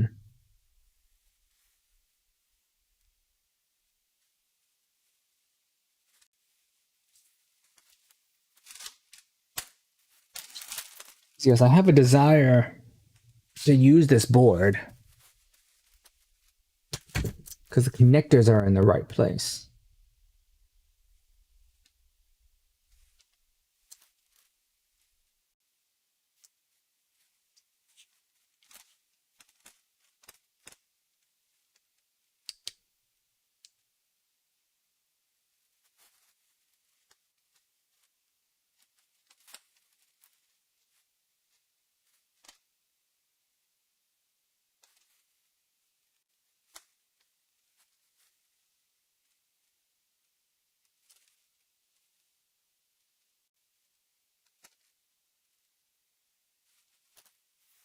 There's space in here.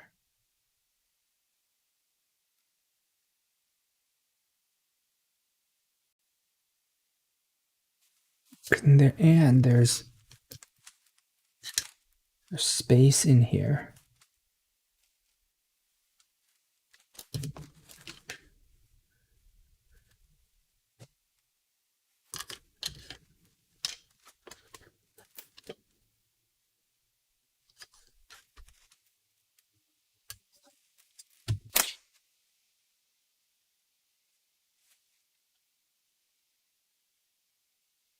Although not a tremendous amount of space.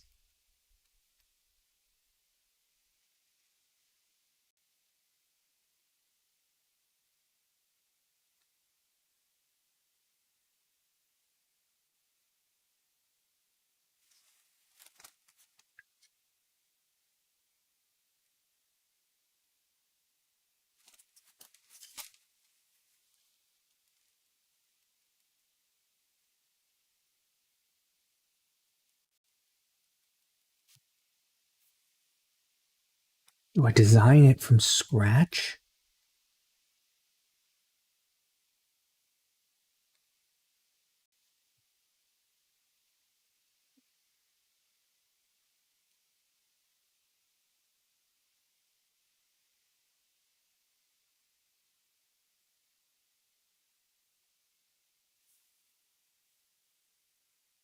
Not sure.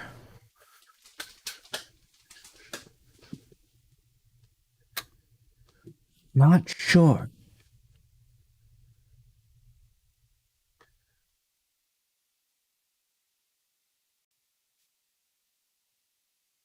Well, anyway, okay, so we have, I mean, the breakthrough here is this is the minimum footprint.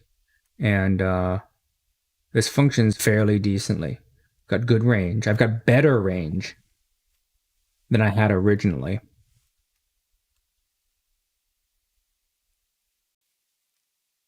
I need to pair this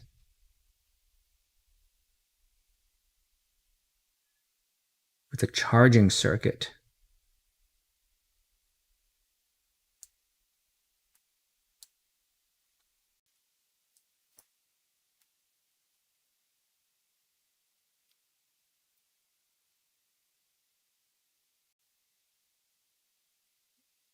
It'll totally fit, right?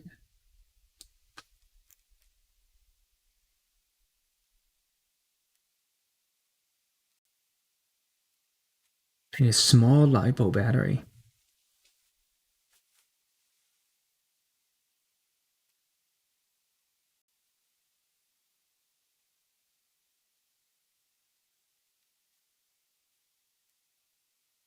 .5, right? Three AAAs.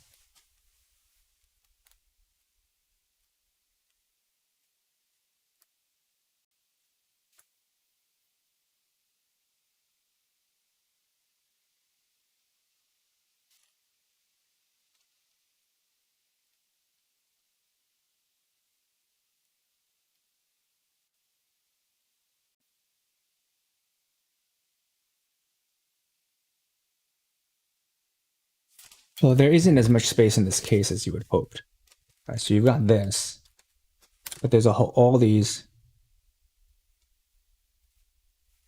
standoffs.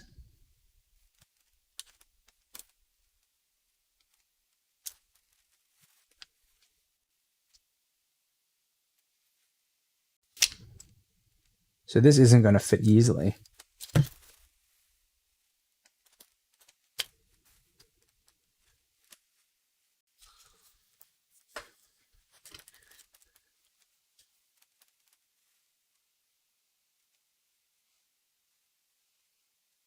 Yeah, okay, so it's going to go this way or this way.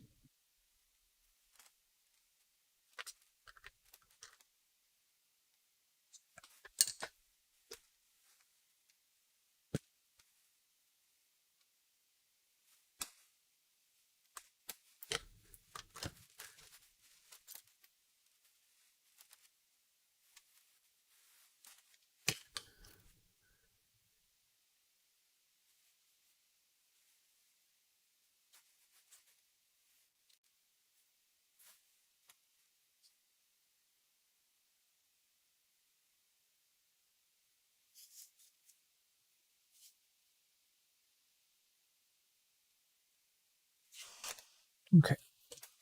This board is useless. So we remove that. Maybe you design this to be used with your 18650 charger. Take this, feed it directly into this, and then we just need to put this somewhere. And then you drill some holes.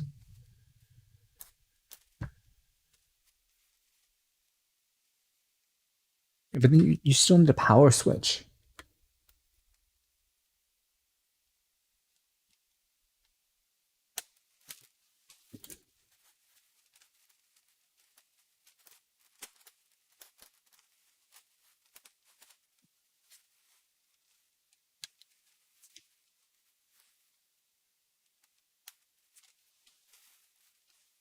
You'll still need a power switch.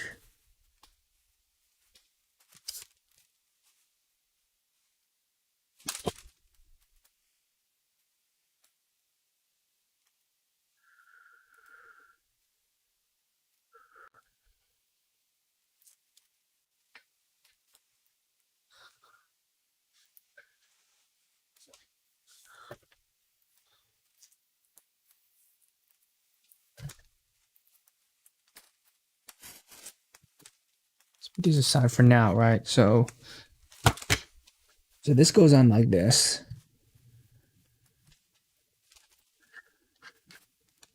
All right.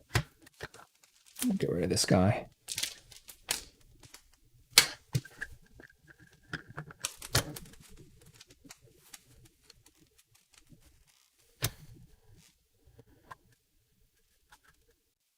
This goes on like this.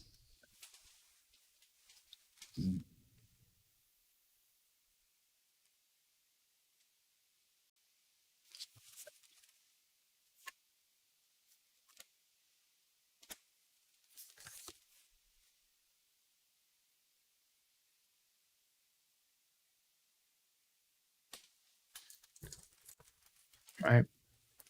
Then you need some place to put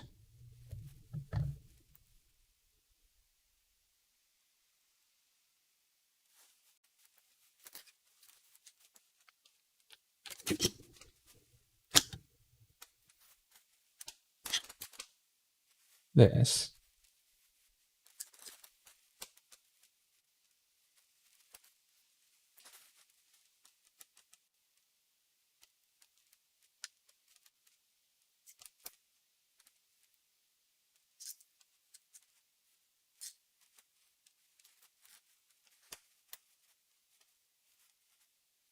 That isn't going to fit.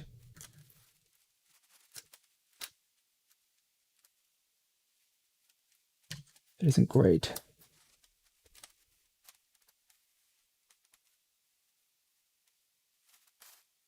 This is the best. Will this go in?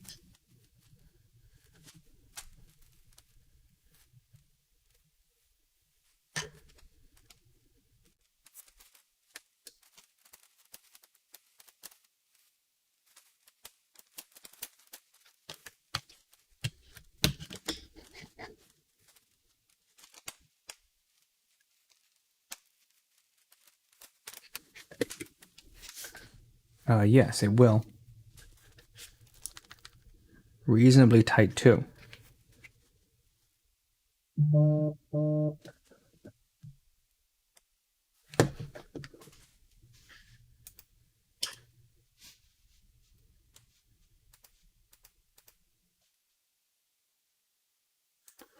Okay, so there's a way to make this fit. I think for now, yeah, so this fits inside. You just got to figure out the power switch situation, which in theory you could put a little switch here.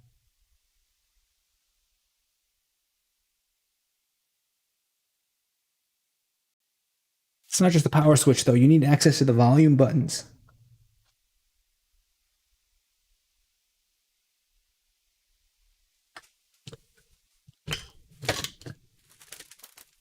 Now you need access to the volume buttons.